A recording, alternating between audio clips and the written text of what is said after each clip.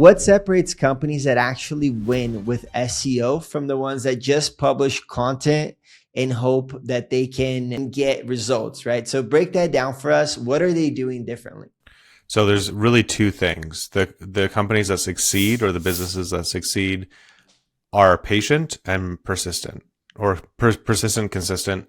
They are doing it for a longer term. They're not just looking at this as like something that's going to get them a lot of traffic, get them a lot of leads, in the next 3 months. It might take a year, it might take 2 years, it might take 6 months. The other thing they're doing is they're creating content that is truly helpful for their potential customers. And that's it.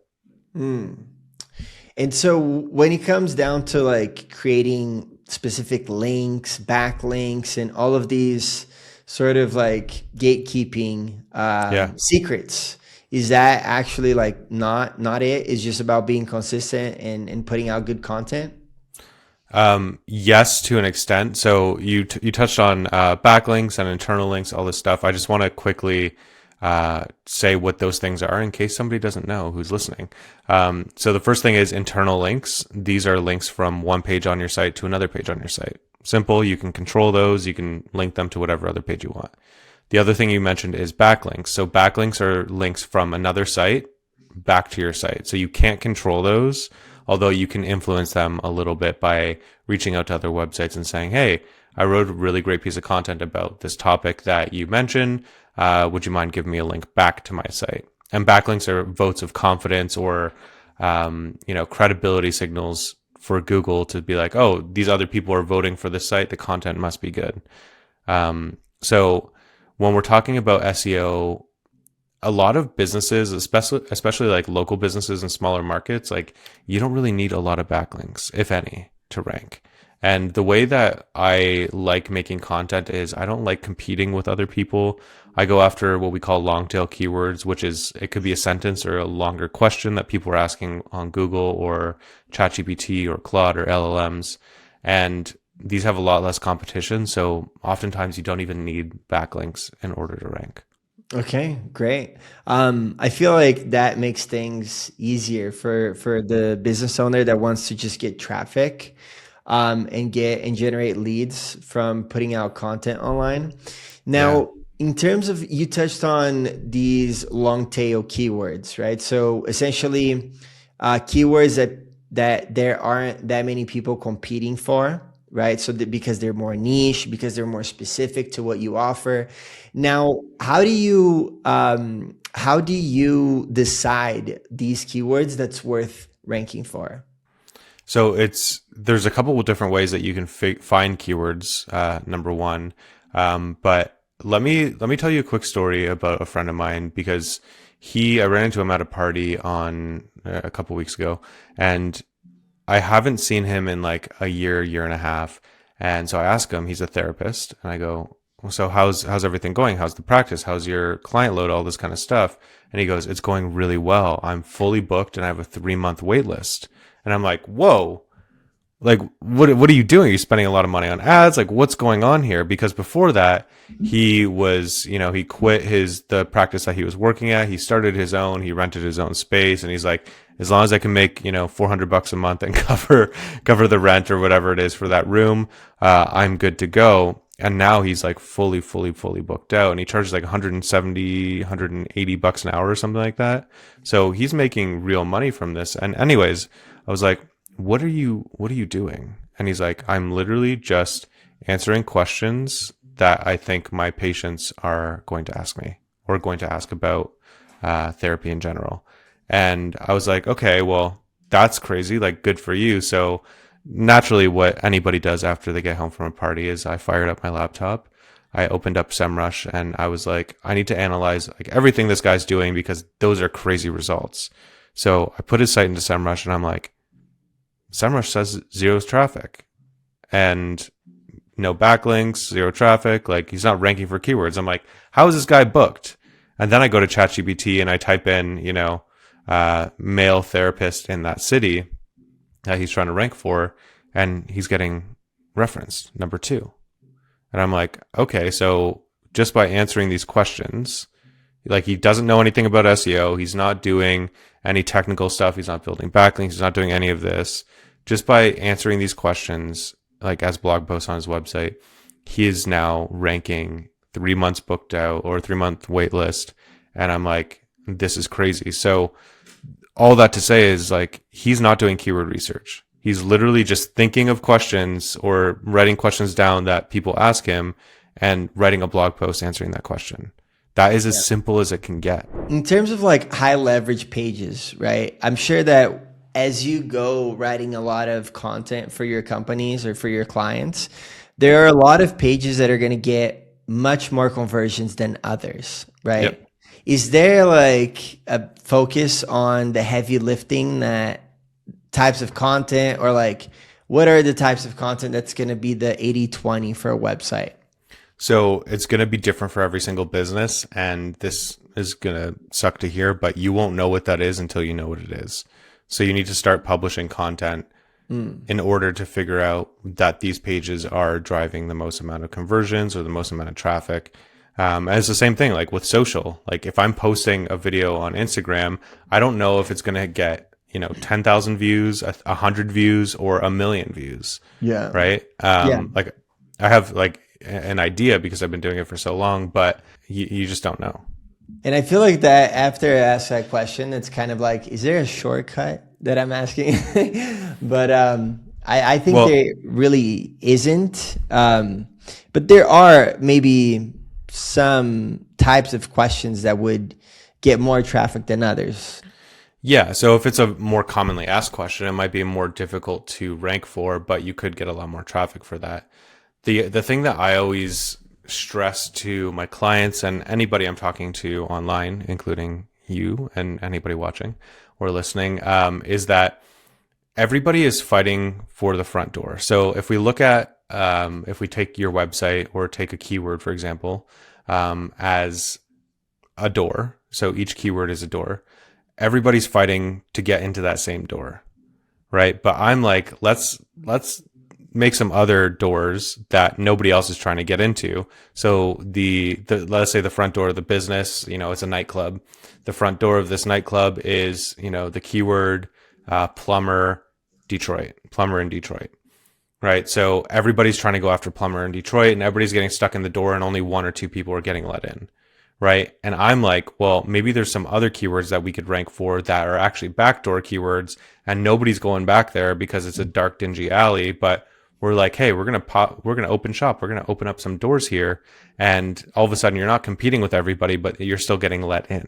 So can you take an example of like a blog piece that would be, get really practical, right? For somebody listening, let's talk that you have a business that fixes roof, right? You're a roofing company. What's a good example of a blog post that would turn into a qualified lead? So somebody goes to Google and types in, I have a leak in my roof. How do I fix it? And then they're going to land on a blog post. That blog post is going to have a how-to on how to fix it yourself. And I know that sounds counterintuitive. You're like, how is that going to get me a lead?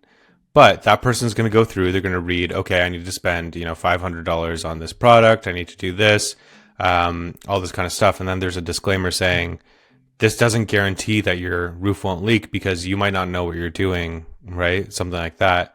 And even reading that piece of content, they might be like, you know what, this is too much work. I don't want to go up on my roof, right? That's like 20, 30 feet up. I don't want to fall off. Like, all this kind of stuff. And you could talk about like all the safety precautions that your team takes or all this kind of stuff. And that might dissuade people from doing it themselves. Now, there are people who are going to go up there. They're going to rip off the shingles. They're going to fix the leak. They're going to cut the plywood. They're going to do all that kind of stuff.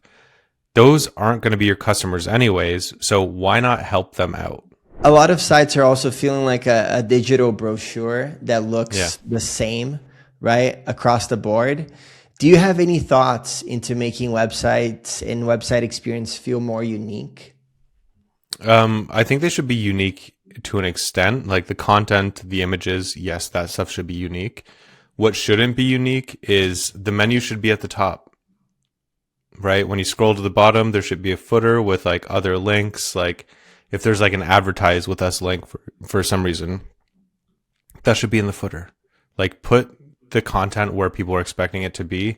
Don't try to be like too creative or too like out there and be like, this is the next thing. Now you're retraining people on how to use the internet. If you're an agency owner looking to scale, you definitely want to explore our solutions at Stealth White Label Agency. With 14 years of experience and over 120 niches, we've been helping agency owners not only fulfill for their clients, but also acquire new clients so you can only focus on scale for your agency. If you're interested, definitely DM me, Joao, on my Instagram or comment below and somebody's gonna reach back to you. Back to the podcast. When you map out the entire SEO workflow, right? Yeah. What are the parts that you see AI doing the best job in? I think it's like actually just writing the content. Like that's where AI is doing the best job. It's not necessarily that great at doing like a full website audit or telling you all these things. Like it'll get really technical and you're like, this stuff really matter?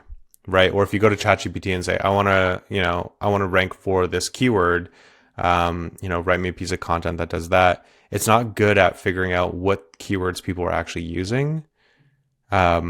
And giving you SEO recommendations. Like it'll say, hey, use the keyword X amount of times on this page, or your content is really great. It's already optimized. Or even if you put in a piece of content that you're ranking number one and say, and you could do this as a test. If you're already ranking number one, copy all that page or paste the link into chat and say like, hey, how do I get this page to rank higher on Google for this keyword? It'll give you information. It'll give you things that you need to do. And you're like, if you're already ranking number one, you don't need to do anything. In fact, you shouldn't touch that page at all. At what point does SEO stop being a marketing strategy and start becoming a real asset where it's compounding every month, where you don't have to put that much work in and you just have leads appear and it's like, I'm booked out for 3 months. Yeah. So that's the one thing that people mistake all the time is they're like, SEO is working. I'm booked out. I'm getting leads. And I mentioned this in my book, which I just want to talk about for a sec, but I mentioned this in my book where, people will stop doing marketing when things are bad. They're like, it's not working. I'm not getting leads. I'm not getting whatever. They'll also stop doing marketing when things are really good. Right. So they'll stop doing their SEO, stop running ads and be like, you know what? We're booked out, whatever. But that is the best time because you now have the budget. You can hire somebody else to do this for you. Or you can just but you should keep running your SEO campaigns or whatever you're doing. Because SEO does take a while to gain traction, right? So if you're talking 3 months, 6 months, a year, maybe even 2 years, depending on how competitive your industry is, like if you stop doing that, then you're setting yourself back a little bit.